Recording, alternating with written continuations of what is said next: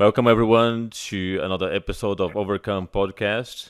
Today I'm having here a great friend of mine, IFBB Pro, Brittany Bull. Thank you very much for being here today, Brittany. Hi, thanks, Jerry, for having me. And just an update. Now is Brittany Cooper, right? Yeah, now it's Brittany Cooper as of almost 2 weeks All ago. right. Congratulations. Very happy for you. Thank thank you. Britt, I would like to start this interview because the idea of the podcast is talking about overcome. And I met you many years ago well, at Destination, and you were still in the beginning of the journey. You changed so much over the years. You improved it so much. You changed divisions. But let's step even back for the beginning, right? When did you start, and why? What was the reason you started competing and training and then competing? Well, to be honest, it was just kind of a I'm going to show this ex-boyfriend what I'm made of sort of thing. I was always active and into sports and stuff, so I was figuratively fit to begin with. But I'd never really thought about doing a fitness competition or anything. And then I actually was working for Hooters at the time, in the corporate world, though, not on the floor, and in management. And so one of the girls was just like, I compete in the WBFF, and you should consider competing. I ended up not competing in the WBFF. I went ahead and competed in the Hmm. NPC. But really, I was in a relationship that was not going very well, and he was cheating on me, etc. And so when we busted up, I was like, I needed something to take my focus and put it into a positive outlet.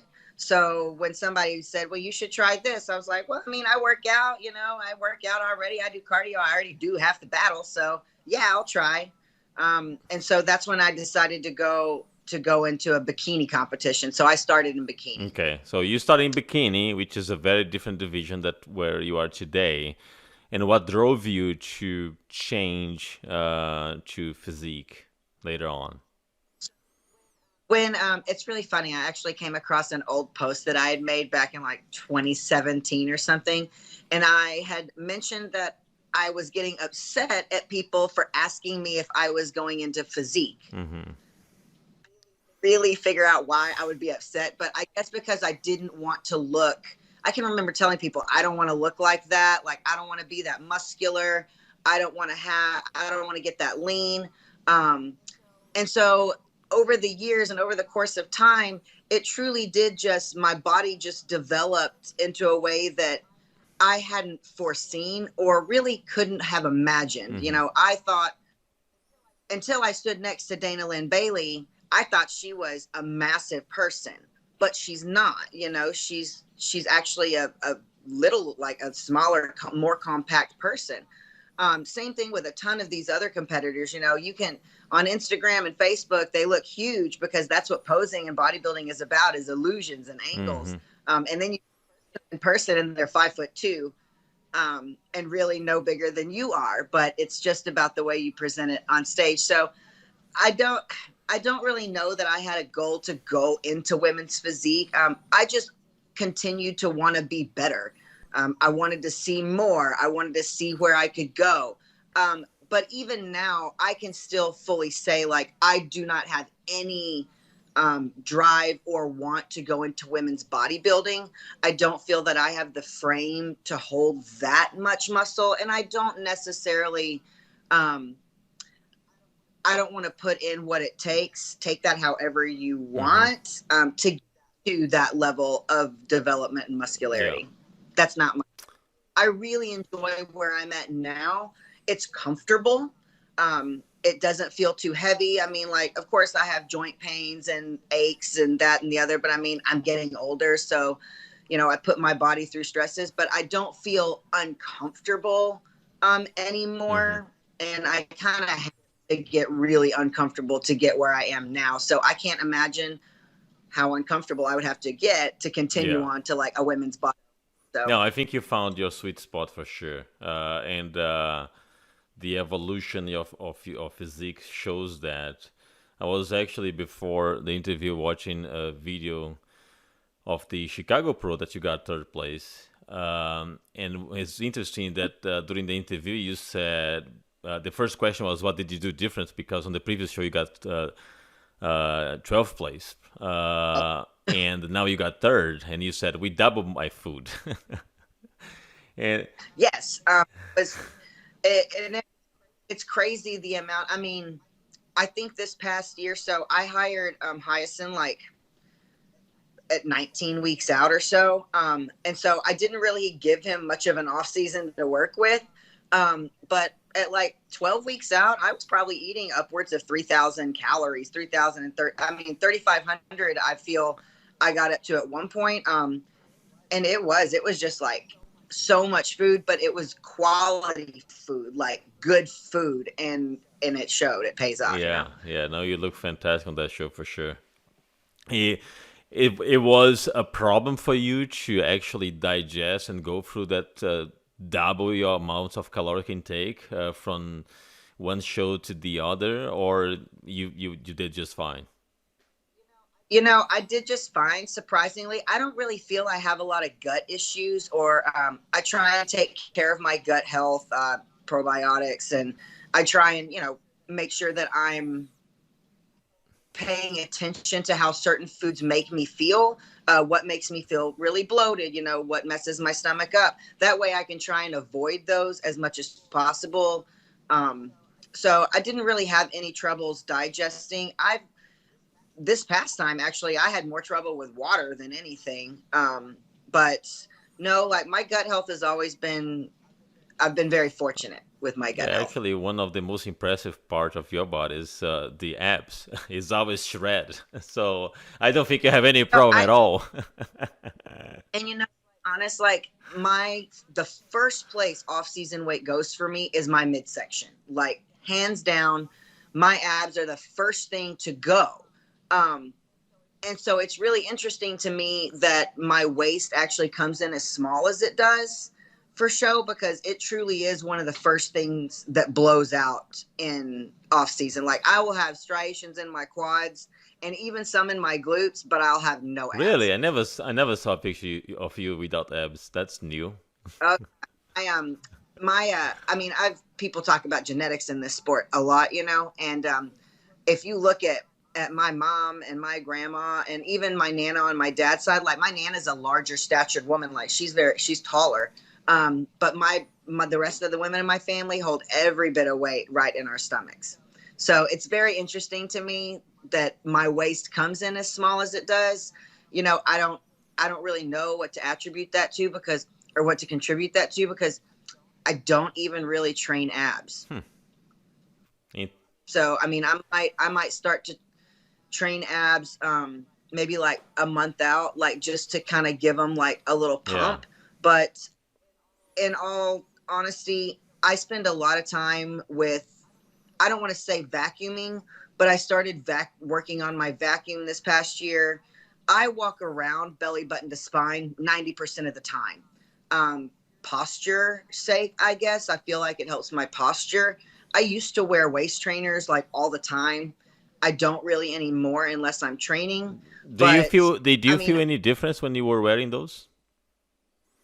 you know, I I feel different, as in it makes me more aware of my posture and my breathing techniques during workout, things like that. But I mean, like I said, this past year, I feel like my waist this year was smaller than it was 3 years ago in my show. Like when I compare pictures, it looks like my waist is actually smaller, and not just because the rest of me is bigger, but genuinely my waist looks like it is smaller this year than it was at the Chicago Pro. So, I mean, can you contribute that to waist training? I mean, I've been doing it. I even went as far this past year as doing some actual corset Hmm. training Okay. Yeah. with like an actual bone corset that I laced up in the back.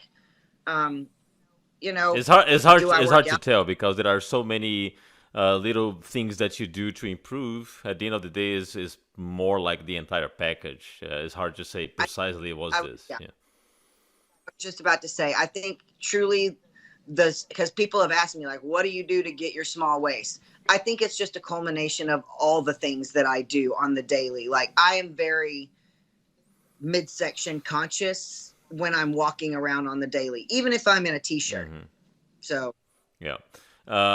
Now you are a personal trainer, so you are basically at the gym most of your time, and you don't really take a off season to gain a lot of mass, right? Because you kind of keep lean all year round. Not too lean, but you stay very clean diet all year round, right? yeah, I mean, so I took such a hiatus from 2018, and the original plan was to come back in 2020, but COVID, and that's a whole different ball game. But you know, I just like anybody else have my times where I, not just fall off the wagon, but I like, you know, swan dive off of it and get dragged behind it for a couple of miles, and I fall off the wagon too. So there are times where my diet is not very clean, where I'm not sticking to it. Truth be told, the past 2 weeks have been a struggle since the wedding. I mean, I dieted for 6 months, pretty much, half the year. Yeah. Well, And it's once we it's a had the wedding, celebration time, so that's okay. yeah, it's like like a trigger, like the switch gets flipped. I went so long without sugar, I was fine without it. But then they gave me wedding cake and truffles and all this other stuff. And like the switch just flipped and was like, oh, it tastes so good. Yeah.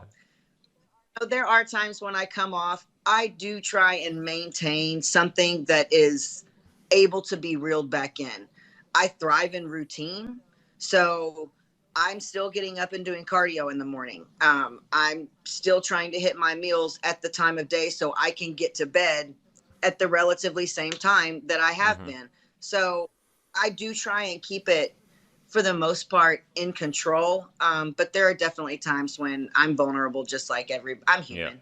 But do you think that is more a psychological aspect than really your body asking for that? Because I see people sometimes they derail from their core diet when they have a little bit of depression or when they are having problems, right? So there is always a psychological aspect. Do you is that what happened to you sometimes? Oh, I'd say 100%. Like post show depression, the post show blues, those are all real things. Even if you're not, I say depression, it's not even necessarily I'm sitting around like moping, like, oh, what do I do? Because I mean, I've had a ton to do. It's more or less trying to find and reestablish the balance between your prep body and your off season body and getting used to watching all of the things that you've worked so hard for the past 6 months fade, knowing it's not healthy to stay that way. Like that's the real thing I've had to really remember in just all of it is it's not healthy for me to be that way for very long. I mean, when I first after the Chicago Pro, actually, or I'm sorry, the year before Chicago Pro, right after I turned pro in USA's, I actually stayed in complete prep mode till the Arnold Amateur or till the Olympia Amateur that year because I wanted to look good with Jeff.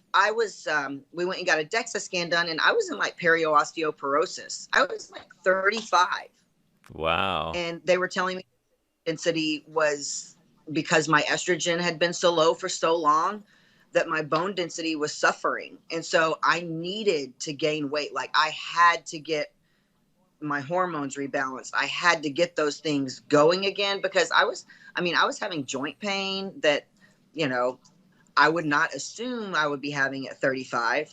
And that's one reason I did have to take the time off that I did in between Chicago and 2021 was just to be able to, I mean, get my natural homeostasis rolling again. Yeah, I was actually listening to an interview that actually Lee Priest was talking about on the RX Muscle.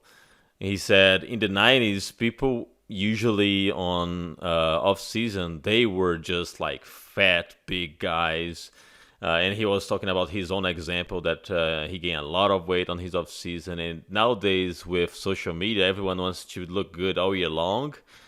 They are, going out of show and staying almost as lean as on the show all year long. So it's really hard for you to see big improvements because they don't gain a lot of muscle in between shows. So No, I nowadays is the social media has this disadvantage. People want you to look at show ready all year long, and sometimes, as you said, it's not healthy. well, and that's I remember the days before Instagram and Facebook and the social media boom. Like it. I think it probably would have been a lot easier to prep for shows prior to social media. It's a beast, and because you are put under pressure, and some people will allow that to pressure them into being show ready all year Hmm. long. On top of that, like, it is truly a psychological. It's just as much of a psychological sport as it is a physical sport, because mentally you have to be able to let it go. Mentally you have to be able to say, okay, like, I need to put on some body fat. And even if your goal isn't to grow or gain muscle, because I mean, I've been told I need to put on size in my back, period. That's not, I don't need to necessarily get more quads. I don't need to do this. So it's not like I need to go put on 20 pounds in my off season just to put on a Hmm. back. Um, but I mean, a good 15 pounds just for health's sake, like, just for to feel healthy. I mean, right now I'm about 10. I just now hit about 10 pounds up, and I feel better. I feel healthier. Now there's some other things going on post show wise, like my sleep isn't like, I'm not sleeping very well right now. I My appetite is up and down because my body, my mind says you want to eat the things that you haven't been Hmm. eating, and my body is telling me, no, you really don't want to do that. Like, because I do feel bad. Like, we had a cake and ice cream the other night. I woke up in the morning and had that, I call it the sugar stick in my mouth. Like, it tastes like I don't know, like you slept with your mouth open all night Yeah, long, yeah. and so it's like, just bad, just awful. Um, and I have some really crazy, weird dreams when I eat that stuff before bed. So it's my body truly telling me, like, you don't want to do that. But So you so know, so now that everything is passed and you are readjusting to a normal a physique post show and everything, are you planning to go back soon or just next year? next year, we've decided that in order to make the improvements that we want to make, and I mean, I'm not somebody who likes to take a lot of PEDs or a lot of things like that. So it's sometimes a little bit slower for me to make those progressions. So I mean, to make the changes that we need to make, I feel we definitely need a little bit longer of an off season. So we think we might come back in like next June or July. Hmm. Might be a good like spot. A lot of things can happen between June and Yeah. July, between now and June or July. So the plan is not to compete before then. But my secret little goal has always been, I want to compete at the Arnold. Hmm. It's an invite show. I think that's really amazing. You can win your way to the Olympia, but you can't really do that to the Arnold like they invite you. So, but it's just too soon this year for me to even try to Have you go. thought about So, the amateur Olympia? well, I'm not an amateur anymore. I'm Oh, a that's pro, true. so I That's true. can't. You cannot. So for the Mm. because in 2018 I was listening to your interview, and you were pretty confident that you were going to Arnold, right? Because you had all the numbers to go. So I really wanted to go that year, but I ended up having to take some time off. Injuries, like I said, I was in period osteoporosis, so I just didn't feel comfortable going into another prep right Oh, away. okay. Um, so I did take that time to go. And then, like I said, I was hoping to come back in like 2020 and kind of secure me a spot. And then 2020 didn't happen for me because I just couldn't put myself through the stresses of possibly getting 2 weeks out from a show and then COVID making it impossible to do it, Hmm. or getting canceled the other. So I just, skipped around that board. How did you do? How did you But do the throughout the COVID? Like in 2020, were I you was okay because you are an extremely active person, and I'm pretty sure that even where you live, there were lockdowns at the gym in the beginning around March last year in Texas. How did you cope with that? Did you train at home by yourself? How did you do? No, Yuri, I was so fortunate, to be honest with you. I did suffer my gym did lock down. But he was really awesome at allowing just the trainers to come in and train ourselves.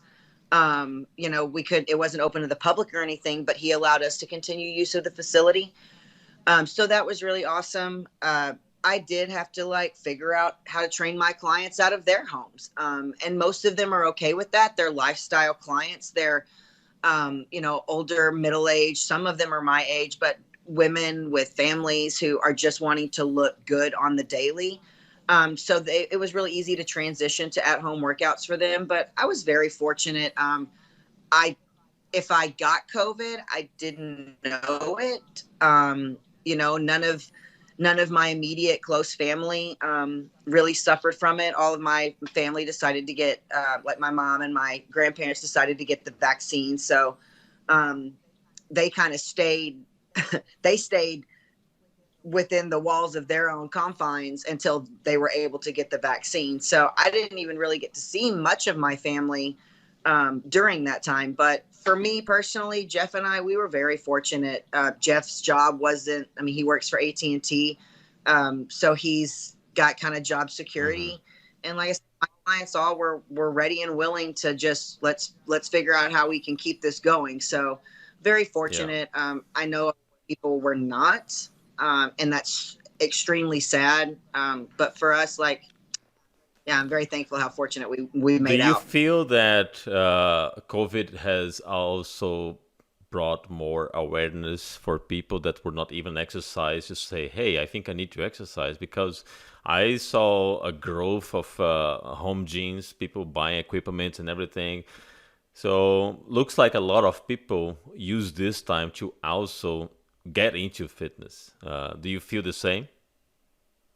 So I would love to say that I do. I can't decide if it were all of the fitness people at the gyms that had to now make gyms for themselves, so they were already in fitness trying to do it. Um, because I haven't, like I don't really see much of the news or media or anything pushing to go work out to avoid COVID. Like they're not pushing like, hey, health and fitness. Like, I mean, you got Dunkin' Donuts or Krispy Kreme or whoever it was giving free donuts to vaccinated people. Like that's not promoting health and Yeah, yeah. fitness. So that's hard for me to say that I think it was a bunch of new people that were all of a sudden like, oh, I better go get in shape. I think it was people like us that needed somewhere to go, and so we knew that we weren't going to give up what we were doing. Hmm. So it worked no matter what. Like I thought it was so cool seeing the videos of like the farmer style workouts where they were like making their own leg presses and making their own cable machines, and I think it was brought out a lot of creativity for a lot of people who think are just Yeah, meatheads. yeah, that's interesting. Uh, Now, you already said that the plans is to really compete next year. You also mentioned that you're getting older and now you just married. What is your vision as far as okay, in which point you believe you are going to kind of retire? I know it's early, but usually someone people have a plan, right? I mean, you want to have your own gym, you want to continue inspiring other people as a personal trainer, or you don't even think about retire. You want to compete until you are on your 50s, because I last episode I interviewed Catherine, and she been competing for more than 20 years. She got her pro card after the 40s. She's a huge inspiration. And I think it's amazing when you still have the same stamina to compete at the age of 60, for example. Is that Right. your plan? So I don't ever really foresee me not competing, not being in the industry. It's hard to imagine that because I love doing it so much. Um, so I mean, will I retire? I mean, I don't think I mean, I sat here and I was about to say I don't think I can do this till I'm 75, but at the same time, like, why Why not? not? Yeah, why Yeah. not? I mean, I might drive Jeff up the wall or drive him to an early grave, but we've talked about it. I mean, a question people have asked me is, do Jeff and I want to have children? Like that would play a Yeah. role in where, and for he and I, it's, we're both, like I said, he is 40. I'm about to be 38. So it's not like it's out of the cards for us, but it's also, if we were never to be parents, like, we're amazing aunts and uncles. Like, I'm a aunt. So, like, I'm cool if that's what I get to do. If that's what the Lord has intended for me, then I'm okay with that. If we were to get pregnant and be able to start a family, that's also equally as amazing for us. Um, but it's something that, you know, I've I don't want to be done Yeah. yet. I feel like I just want to have a couple of more good years in it, especially like from where I am right now. Like, I was competitive this year. I might not have been top 5 competitive, but I held my own toe to toe with some Olympians. And that makes me driven and want to continue to see where I can go. Will I ever end up on the Olympia stage? Like, I don't know. I don't know.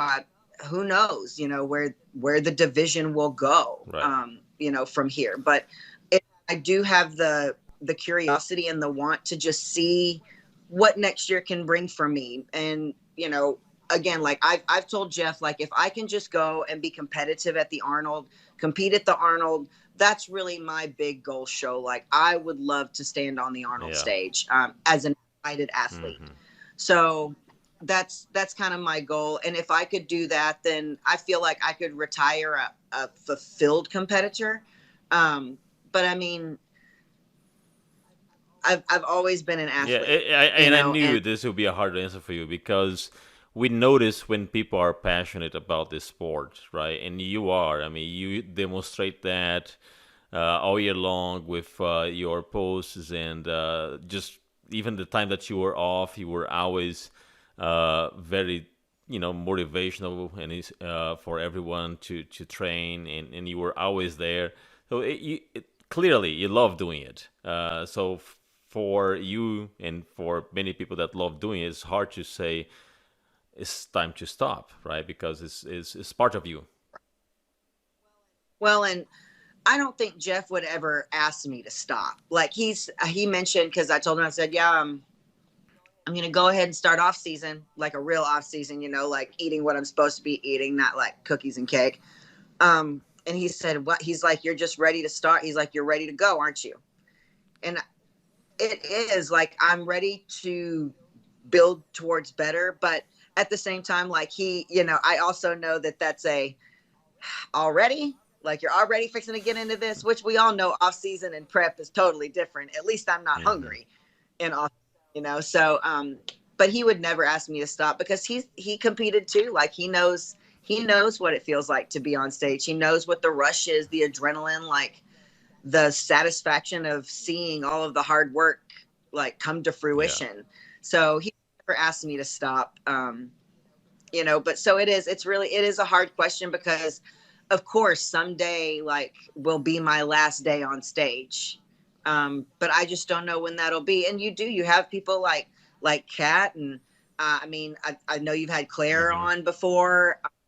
You have a lot of Leah, Yeah. Yeah. Denny, Yeah. she's her She just her and I are good she friends just too. had And her Olympia moment last week, and it was amazing. I know I was so disappointed that they all did not get to do their routines because I choreographed her routine for Oh, her. nice. Um, so, like, her and I are good friends, and So they're all like true beacons of what older women in this sport are truly capable of Mm-hmm. doing. And so it's, one day will be my last day on stage, but it ain't Yeah, tomorrow. for sure, for sure. Now, as a trainer, let's switch the mindset for Brit as a trainer. When you are getting, a new client that wants to compete for the first time, um, and you start to see change in behavior where, let's say, bikini or physique doesn't really matter, but you start seeing that this person is now like obsessed so much with this that is giving up family time, is going just too much into this universe and starts to forget about other things, right? Because I've seen many cases of even divorce just because she couldn't be more around normal people, right? She wanted to be all the Right. time in people that are doing the same thing. So when you do you talk about this side as well, because it's very addicted, right? You can easily go to this tunnel vision, and the only thing that you see is the competition. So what is your advice on that to avoid that? So I do preach to my clients balance. Like, and I know that's cliche, but I mean, there's a balance that you have to have with this. Honestly, most of the time it's harder to get clients to completely buy into it, to put the amount of focus and energy. I'm upfront with people. It requires sacrifice. Like, if you want to, especially in competition prep, if you want to prep for a show and you want to win, you want to be successful, you want to put your best package on stage, it's going to require sacrifice of other areas of your life. You're not going to be able to go out to happy hours with friends all the time, because you're going to have to worry about, you have to get to the gym and get your workout in, and you're going to have to make sure you're getting your cardio in, and you're going to have to make sure that you're getting your food in when you're supposed to get it in. um, you know I personally I've missed birthday parties, and I've missed anniversaries, and I've missed family outings, um, all in the name of prep. Now, on the other side of that, though, I have also sat through many dinners with friends with my Tupperware. Yeah. I have sat through weddings with Tupperware, and parties, and I mean, I hate to say funerals, but I mean, I've sat through all sorts of events with Tupperware in the name of prep, but still being able to participate in normal life events at the same Yeah. time. Um, so there is always a balance between the two. It's, I can't say that I've ever had a problem with my clients just being so laser focused into it that they're allowing everything else to just completely fall by the wayside. And maybe that is because I preach balance and tell them how they can continue to live out daily Mm-hmm. life and still be fit and still be active in the Yeah. gym. Um, I also am not a guilt trip coach. If you tell me that you missed workout or that you missed meal, my job is not to make you feel like a total crap bag for Mm-hmm. it. Like, that to me, I never felt like that did me any good. And I'm more of positive reinforcement, or let's find out why you were unable to successfully do your diet this week. A lot of times it's travel, or, random special events, or this, that, and the other. And I always tell them, like, if you don't tell me what's going on, I can't help you plan for it. But I try my hardest to plan with my clients. Like, if they know they've got family vacation coming up next week, let's do everything we can to make sure that you're going into it at a good spot, and at an equalized spot, so you're not like dropping all of your carbs, because most people will just be like, well, I'm just not going to eat carbs for a Yeah. week, and then I'll go on vacation and just blah blah blah blah blah, and when I come back from vacation, I'll just not eat carbs again for a month. And that's just, that yo-yo effect is so unhealthy, and it's just not even worth doing it Mm-hmm. that way. So I try my hardest to help educate them on ways that they can still be successful, even if it's not what our plan is written Yeah, to be. perfect. I think that's a great approach. Although you said it's cliche, it's true. Balance is everything. You have to balance. As long as you keep balance, you are able to do everything. Socialize, to be normal at home, and even avoid bringing the stress of the final weeks of prep to your family. Because I know final weeks of prep are always tough. Nerves, you are hungry, you are tired, and you have to get the work done. And you don't want to bring that stress. Usually, you don't want to bring that stress to your family, mainly when your spouse is not from the industry. Now, in your case, it's different because your husband is from the industry. But when it's not, you want to make sure that you are able to isolate. 100%. I 100% agree with that. And it is, I mean, again, I'm human. I'm just like any other athlete, pro or Joe out there on the planet. Prep does get to me, and I can be a prep B just like anybody else. And I think where I really try to offer reprieve for Jeff is I can recognize it. I've gotten really good at recognizing it and going, you know what, like I'm just I'm prepping out right now and it's not okay. Like, Yeah. and that you want to reel it in, because if that is, this is supposed to be something that's positive for Mm-hmm. us, that's good, that is inspiring and fun. And if it's making you feel like you want to murder everybody around, like how is that a positive Yeah. experience? Not for the people around you, but for you Right. alone. So um, I did try and focus, and I was not always successful. But this past prep, I did try and focus on, if I felt that, like that hunger, that tiredness, I almost tried to just seclude myself or take a nap, uh, go pose. Posing is an escape for me. So it's keeping my mind focused on what I'm supposed to be focusing on in the prep, but it's also allowing me to put my energy into something else that's not yelling at my husband. So, would you say that this last prep was your best prep so far? Um, I would have, so yes and no. 8 weeks out and forward, absolutely. The time prior to that, it was so different than anything I had done in the past, experience wise. I had been with the same coach for 6 years, and then I switched to Hyacinth, and he had, there's always growing pains. I've never met the man. Uh, I had found him via social media through some female athletes that I personally thought would have been worthy opponents for Mm-hmm. stage.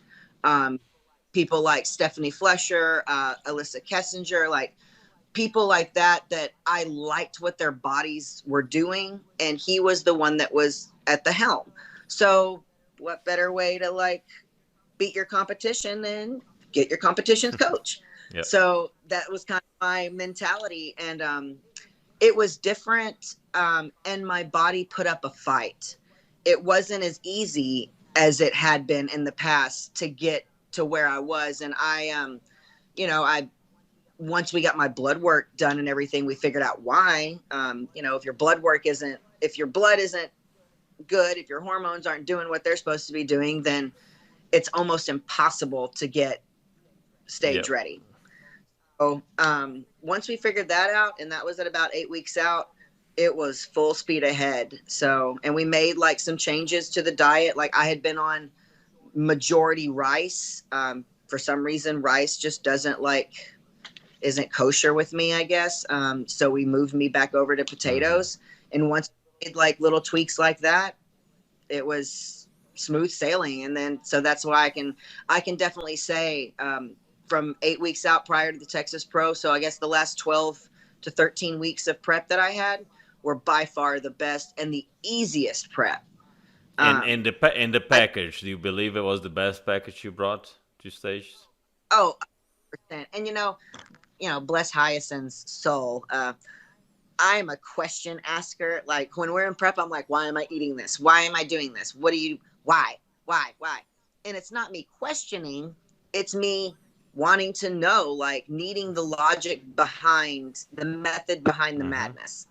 Um, and so he always was so great about explaining to me why or what he was trying to accomplish or any of those things. So, um, but it truly was just different. And the package, even between Texas Pro and Phoenix, I mean, there was a 1 pound difference. I was a pound lighter in Phoenix, but I looked like I doubled in size. And what was the So interval between Texas Pro and Phoenix? Like three 3 weeks. weeks? Wow, Mm-hmm. amazing.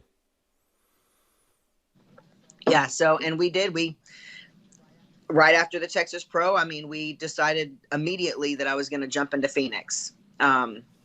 We didn't, I didn't get to perform my routine the way I wanted because my music got messed up, and then they cut the music short for everybody. And so when I put into a posing routine, like I put that routine together for 4 months. Like I was doing my routine on a stage the way it was meant to be done. I didn't care if I had to go all the way to Phoenix to do it. That's great.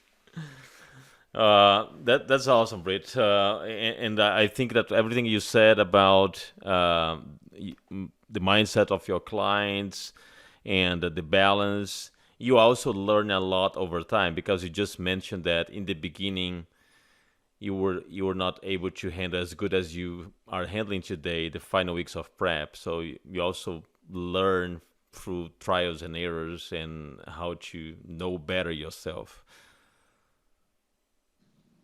Yeah, it truly is. It's something that I think every athlete, really athlete, no matter what sport you're in, learning how to deal with the stresses of what you're doing, not projecting them onto other people. Again, this is supposed to be a positive experience and something that is inspiring to you and to others. So I truly feel like this year I was able to cope with things better, able to handle business as well while prepping. I started doing some posing clinics and posing classes, and I travel a lot with the NPC for shows with the Ed and Betty Pariso. I do their shows, and so juggling and being able to maintain my professional life while also being able to prep was something that I definitely went into prep knowing I needed to continue, because just because you're prepping doesn't mean the show Yeah. stops.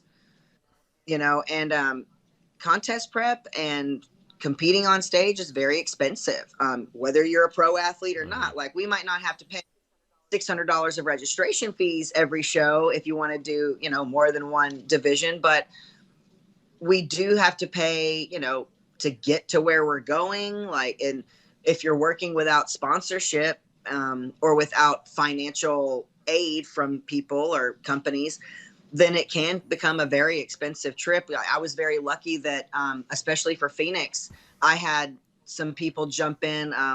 Brad Duncan from Raw Iron Gym, which is the gym that I work out here in my hometown. He threw in for the Airbnb that I did. So that took that off my plate.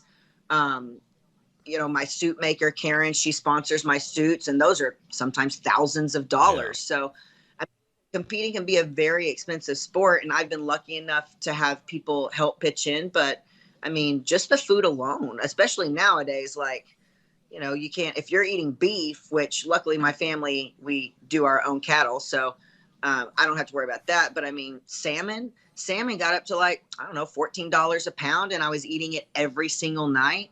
Yep. um when you eat cod and it's $8 a pound and you're eating it 3 times a day, that starts to add Yeah. up. So I needed to make sure that my professional and my business plan continued to roll and develop, even though I had to be in prep too. So I always thought that, I do think that things will suffer and you have to take pieces of everything and your percentage of focus from all the other areas of your life to make up 100% for prep. But I also believe that you can continue to do those things at a maintainable Yeah, rate. no, absolutely. And the result of that is that today you are a more mature business person, athlete, and you can carry on this on your next time that you're gonna compete. You're gonna do even better because now you like I've done before. I know it is possible. Now I am just gonna improve. So from now on, it's just a matter of continue to improve. Yes, that's the plan. I mean, we hope we never go backwards, but I mean, sometimes shit Yeah. happens. But yeah, the goal is to always keep moving forward. Absolutely. And just one final topic before we wrap up here, because you touched on this, and I think it's very important. You were talking about aches and pain and everything, and with time, it's hard to train heavy when you are getting older. You have to start training a little bit more smart, and you have to use different methods and techniques to continue to make improvement, but at the same time save your joints and things like that. What were the major changes that you've done in your workout routine to really avoid so much damage on the joints that you had over time? Well, I had to figure out, or I had to remember that I wasn't trying to do Mm-hmm. powerlifting. Bodybuilding is not about a number on the bar. It's not about how much weight you can lift. It's really about how efficiently you can make your Mm-hmm. lifting. So I had to really take out of the equation worrying about my ego. I had to take my ego out of the equation, and realize that it doesn't matter if I'm only squatting 135. Am I doing it correctly? Am I getting the full range of motion? I can make 135 feel like 225 with time under tension techniques, holds, making sure that I'm staying engaged, time, tempo, all of these things can play a role into how heavy or how hard it is to actually complete the lift. So I actually stopped worrying about weight. And I did. So example, like last night when my training partner and I trained legs, we did leg press, and we were doing like holds. So we would do 10 full range reps, and then we would hold, like go all the way to the bottom and let it sit on the bottom. So it's giving us that like ridiculously painful Mm-hmm. stretch. We would push back up and do like a dead stop for 10. So just really making sure that I'm getting a full range of motion with fundamental Yeah. lifts, leg press, back squat, leg extension. I've taken out most of the fluff. Um, you know, I've just really started sticking to the core lifts and making sure I'm doing different angles and different variations of those lifts, and not worrying about going super heavy, because I don't feel like I need to stack 10 plates on each side on the leg press to feel like I'm getting a good workout.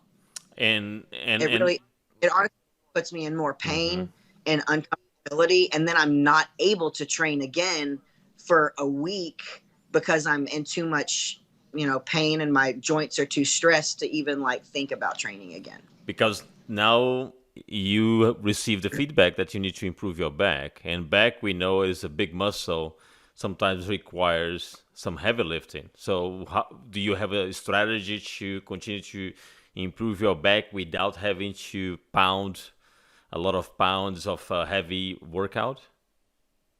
Well, I've honestly been neglecting things like pull ups, chin ups, like simple things that I just was neglecting to do. I mean, that pull down, same thing, right? No, it's not. It's not the same thing. So I've definitely started incorporating chin ups and like actual free hanging pull ups in every single back day, and even actually on some shoulder days.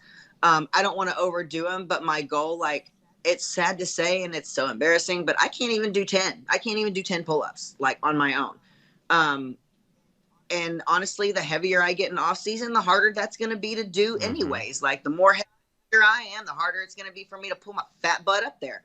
So, it's something that I truly have set a goal for myself, that I want to get 10 pull ups, 10 chin ups, and I want to be able to do them like back to back. So we're definitely incorporating those. Rows are the main staple that I think I'll be using this year. Again, I don't necessarily need a lot of width in my back. I need it to come dimensional, is what I've been told. So we're going to just row until I can't row no mo. That's awesome. Bray, I'm looking forward to see your version next year. I know that a lot of things are happening this end of the year. You've been blessed with a lot of great things, and I'm really happy that you found your soulmate, and now you guys are together. And wish you best of luck for your next prep. Take your time to rest your body, enjoy Thanksgiving, and thank you very much for being here today. And thank you, Yuri. It's been a pleasure. Thank you so much. Thank you. Take care. See you everyone on the next episode of Overcome Podcast.